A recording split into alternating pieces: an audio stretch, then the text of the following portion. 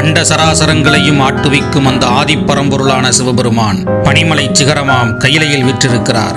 அருகில் அன்னை பார்வதி தேவி. உலக உயிர்களின் துயர் துடைக்க விரும்பும் அன்னை ஈசனிடம் ஒரு வரம் கேட்கிறாள். எம்பெருமானே, பாவக்கடலில் தத்தளிக்கும் மனிதர்கள் அதிலிருந்து கரையேற எளிய வழி ஏதேனும் உண்டோ? புன்னகைத்த ஈசன், தேவி, பகவத்கீதையே சரணாகதி. அதன் ஒவ்வொரு ஸ்லோகமும் வேதத்தின் சாரம். அதிலும் குறிப்பாக முதல் அத்தியாயத்தின் மகிமையை ஒரு வரலாறாகச் சொல்கிறேன் கேள் என்று தொடங்கினார். ஸ்ரீமத் பகவத்கீதையின் முதல் அத்தியாயம். முன்னொரு காலத்தில் துங்கபத்ரா நதிக்கரையில் ஒரு அழகான நகரம் இருந்தது. அங்கே சுசர்மா என்றொரு அந்தணன் வாழ்ந்து வந்தான். அவன் பிறப்பால் அந்தணனே தவிர செயலால் அரக்கன். வேதங்களை நிந்தித்தான், யாகங்களை இகழ்ந்தான். மதுவும் மாமிசமும் உண்பதே அவன் வழக்கம். பிறன்மனை நோக்குவதும் அப்பாவி உயிர்களை துன்புறுத்துவதும் அவனது அன்றாட பொழுதுபோக்காக இருந்தது. புண்ணியம் என்பதையே அறியாத ஒரு நடமாடும் பாவ மூட்டையாக அவன் வாழ்ந்து வந்தான். காலம் யாருக்காகவும் காத்திருப்பதில்லை அல்லவா? ஒரு நாள் விதியின் விளையாட்டால் கொடிய விஷம் கொண்ட பாம்பு ஒன்று சுசர்மாவை தீண்டியது. வாயில் நுரைதல்ல, கண்கள் சொருக அவன் உயிரற்ற சடலமாக வீழ்ந்தான். அவன் செய்த மலை போன்ற பாவங்கள் அவனை நரகத்தில் தள்ளின. நீண்ட காலம் நரக வேதனையை அனுபவித்த பிறகு அவன் மீண்டும் பூலோகத்தில் ஒரு காளை மாடாக பிறந்தான். அந்த எருது ஒரு நொண்டி வியாபாரியின் கையில் சிக்கியது. அந்த வியாபாரி இரக்கமற்றவன். எருது இடுகெலும்பு முறியும் அளவுக்கு சுமைகளை ஏற்றுவான். மலைப்பாதைகளிலும் கல்லிலும் முள்ளிலும் அந்த எருது ஓயாமல் நடக்க வேண்டும். உணவோ குறைவு, வேலையோ அதிகம். சுசர்மாவின் ஆன்மா எருது வடிவில் கண்ணீர் சிந்தியது. ஐயோ, என் பாவத்தின் சம்பளம் இவ்வளவு கொடுமையானதா என்று உள்ளுக்குள் கதறியது. ஒரு நாள் உச்சி வெயில் மண்டையை பிளந்து கொண்டிருந்தது. வியாபாரி எருதின் மீது அளவுக்கு அதிகமான பாரத்தை ஏற்றிக்கொண்டு ஒரு மேடான பகுதியில் சென்று கொண்டிருந்தான். பசி, தாகம், வலி. எருதின் கால்கள் தள்ளாடின, மூச்சு திணறியது. பாரம் தாங்காமல் அந்த எருது அப்படியே மயங்கி தரையில் விழுந்தது. அதன் வாயிலிருந்து நுரை தள்ளியது. கண்கள் நிலைகுத்தின. அவ்வழியே சென்ற மக்கள் கூட்டம் ஒன்று கூடிவிட்டது. வாயில்லா ஜீவன் படும் பாட்டைக் கண்டு அவர்கள் மனம் உருகினர். பரிதாபப்பட்ட சிலர், பாவம், இந்த மாடு பிழைக்காது போலிருக்கிறதே என்று வருந்தினர். அப்போது கூட்டத்தில் இருந்த ஒரு பெரியவர், இந்த ஜீவன் அமைதியாக உயிர் விடட்டும், நான் இன்று செய்த புண்ணியத்தை இதற்கு தாரை வார்க்கிறேன் என்றார்.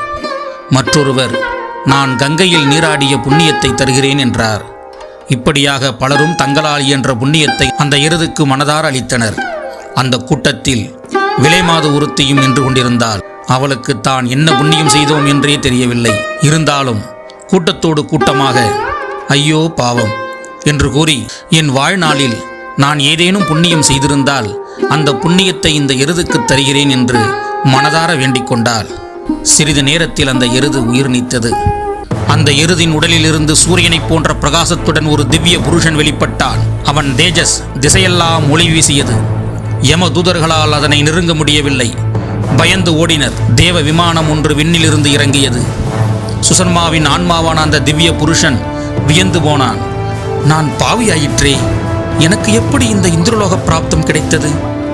என்னை சுற்றி இருந்தவர்கள் தங்கள் புண்ணியத்தை தந்தார்கள்தான், ஆனால் அது மட்டுமே என்னை எப்படி கரையேற்றியது என்று சிந்தித்தான்.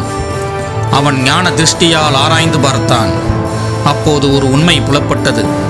அங்கே கூடியிருந்தவர்களில் அந்த விலைமாது அளித்த புண்ணியம்தான் அவனை ரட்சித்தது என்று தெரிந்தது. சுசர்மா அந்த பெண்ணை தேடிச் சென்றான். அம்மா, நீ எனக்கு தந்த புண்ணியம் என்ன? அது எப்படி என்னை நரகத்திலிருந்து மீட்டது என்று கேட்டான். அந்த பெண் திகைத்து போய் நின்றார். எனக்கு எதுவும் தெரியாது, ஆனால் ஒன்று மட்டும் நினைவிருக்கிறது. என் வீட்டுக்கு வந்த ஒரு விருந்தினர் ஒரு ஓலைச்சுவடியை வைத்துக்கொண்டு ஏதோ ஸ்லோகம் சொல்லிக் கொண்டிருந்தார். நான் எனக்கு தெரியாமலேயே அதை காது கொடுத்து கேட்டேன். அந்த சிறிய செயல்தான் நான் செய்த ஒரே புண்ணியம் என்று நினைக்கிறேன் என்றால், விஷயம் என்னவென்றால், அந்த விருந்தினர் படித்தது ஸ்ரீமத் பகவத்கீதையின் முதல் அத்தியாயமான அர்ஜுன விஷாத யோகம். போர்க்களத்தில் அர்ஜுனன் தன் உறவுகளைக் கண்டு வருந்திய அந்த முதல் அத்தியாயத்தை காதால் கேட்ட மாத்திரத்திலேயே அந்த பெண்ணுக்கு பெரும் புண்ணியத்தை சேர்த்திருந்தது.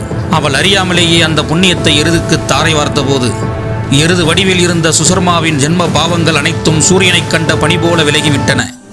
சிவபெருமான் பார்வதியிடம், தேவி, பார்த்தாயா, கீதையின் முதல் அத்தியாயத்தை பொருள் தெரியாமல் தற்செயலாக கேட்டதற்கே இவ்வளவு மகத்துவம் என்றால் அதனை பொருள் உணர்ந்து பக்தியோடு பாராயணம் செய்பவர்களுக்கு கிடைக்கும் நன்மையை சொல்லவும் வேண்டுமா?